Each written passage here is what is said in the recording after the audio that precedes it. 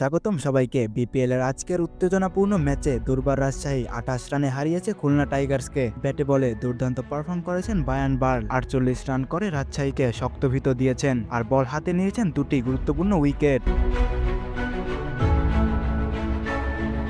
রাজশাহীর ব্যাটিং শুরুটা ছিল ভালো, তবে মাঝ পর্যায়ে উইকেট হারালেও বার্ল, ইয়াসির আলী রাব্বি আর আকবর আলীর দুর্দান্ত ইনিংসে তারা তোলে ১৭৮ রানের বড় সংগ্রহ। শেষ দিকে আকবরের ৯ বলে ২১ রানের ক্যামিও ছিল আসল টার্নিং পয়েন্ট। খুলনার ইনিংস শুরুতেই ধাক্কা খায়। উইলিয়াম বশিষ্ঠ ও মিরাজ তাড়াতাড়ি আউট হয়ে গেলে চাপে পড়ে দলটি। নাইম আফিফ আর ইমরুল কায়েস ভালো চেষ্টা করলেও সোহাগ গাজী আর তাসকিনের দুর্দান্ত বোলিংয়ে তাদের ইনিংস গুটিয়ে যায়। এই জয়ে রাজশাহী কি তাদের ছন্দে ফিরছে? আপনার মতামত কমেন্টে জানান। চ্যানেলটি সাবস্ক্রাইব করতে ভুলবেন না। বিপিএল এর সব আপডেট পেতে সাথেই থাকুন।